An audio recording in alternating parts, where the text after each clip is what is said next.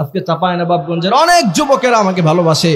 তোমাদেরকে হাত জোর করে বলি, যদি আমার সম্ভব হতো যুবকদের পায়ে ধরে বলতাম, জীবনে যা অপরাধ করো, দুইটা অপরাধ কখনো তোমরা করবা না। এই দুইটা অপরাধ সাংঘাতিক অপরাধ। সূরা আন-নূরের মধ্যে এই আয়াত যখন আমি পড়ি, আমার কলিজাটা আগুন ধরে যায়, কষ্ট লাগে আমার কাছে অনেক। সে আয়াতের মধ্যে আল্লাহ পাক স্পষ্ট করছে, যারা খারাপ চরিত্রের অধিকারী তাদের জীবন সঙ্গিনী হবে খারাপ চরিত্রের, আর যারা ভালো তাদের জীবন সঙ্গিনী হবে ভালো চরিত্রের। দুইটা অপরাধ জীবনে কখনো আপনারা করবেন না। প্রথম নাম্বার হচ্ছে, বিয়ের আগে যুবকেরা তোমরা যারা আছো, আল্লাহর ওয়াস্তে আজকে তোমাদেরকে রিকোয়েস্ট করে বলে যাই, হারাম রিলেশনশিপ যা আছে, হারাম অবৈধ সম্পর্ক যা আছে, কখনো তোমরা এটা করবা না। পারা যাবে? যাবে যাবে। ওয়াল্লাযীনা হুম লিফুরুজিহিম হাফিজুন, যারা মুমিন হয়, যারা ঈমানদার হয়, ওয়াল্লাযীনা হুম লিফুরুজিহিম হাফিজুন, এরা তাদের লজ্জাস্থানকে তারা হিফাজত করে। আর দ্বিতীয় নাম্বার হচ্ছে, জীবনে শিরিক করবা না। ইন্না শিরকা লাযুলমুন আযীম, শিরিক হচ্ছে এটা আল্লাহ পাকের সাথে জুলুম করা হয়।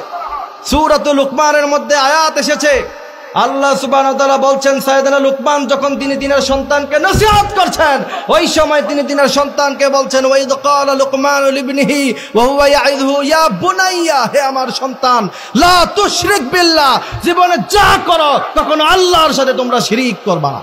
ইন্না শিরকা লাযুলমুন আযীম। এই দুইটা অপরাধ আপনাদের কাছে রিকোয়েস্ট, আর যুব সমাজের কাছে রিকোয়েস্ট, এই দুইটা অপরাধ তোমরা কখনো করবা না। এক হচ্ছে অবৈধ সম্পর্কে কখনো তোমরা জড়িয়ে যাবা না। দ্বিতীয় নাম্বার হচ্ছে, ইন্না শিরকা লাযুলমুন আযীম, আল্লাহর সাথে তোমরা কখনো শিরিক করবা না। আজকে বাংলাদেশে শিরিক আছে না নাই? আরো জোরে বলেন, আছে না নাই? মাজার আছে না নাই? চাপাইতে আছে নাকি? চাপাইতে নাই?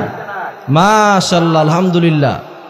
এই মাজারগুলিতে বিশ্বনবী বলছেন, লা তাত্তাখিযুল কুবুর আল মাসাজিদ, কবরকে তোমরা মসজিদ বানাবা না। কবরকে কি বানাবা না? মসজিদ বানাবা না। লা তাত্তাখিযুল কুবুর আল মাসাজিদ। এই জন্য প্রথম নাম্বার অপরাধ, অবৈধ সম্পর্ক করা যাবে না। দ্বিতীয় নাম্বার অপরাধ হলো শিরিক করা যাবে না। এই দুইটা কাজ কখনো যেন আমরা না করি। আল্লাহ পাক যেন সেই তৌফিক দান করে, বলেন আমিন। রব্বুল আলামিন বললেন, ওয়াল্লাযীনা হুম লিফুরুজিহিম হাফিজুন,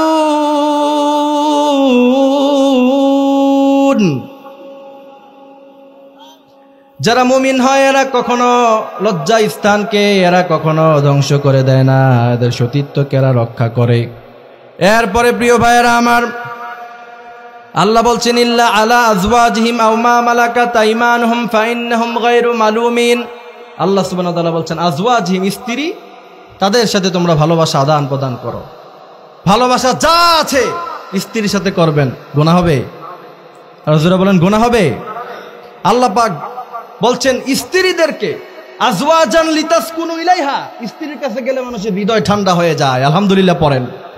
সারাদিন খেতে কামারে অনেক কাজ করেছেন, অনেক খেতে কামারে দাবিয়েছেন, অনেক কষ্টের পরে যখন স্ত্রীর মুখ দেখেন, হৃদয়টা তখন ঠান্ডা করে দেয়।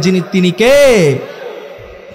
সেজন্য রব্বুল আলামিন বলেন, وَمِنْ آيَاتِهِ أَنْ خَلَقَكُمْ مِنْ أَنفُسِكُمْ أَزْوَاجًا لِتَسْكُنُوا إِلَيْهَا وَجَعَلَ بَيْنَكُمْ مَوَدَّةً وَرَحْمَةً।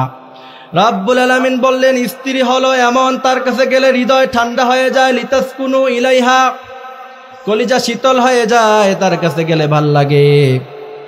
এই জন্য প্রিয় ভাইরা আমার, জীবনের যত ভালোবাসা আছে স্ত্রীকে দিলে সওয়াব আছে না নাই? আরো জোরে বলেন, আছে না নাই?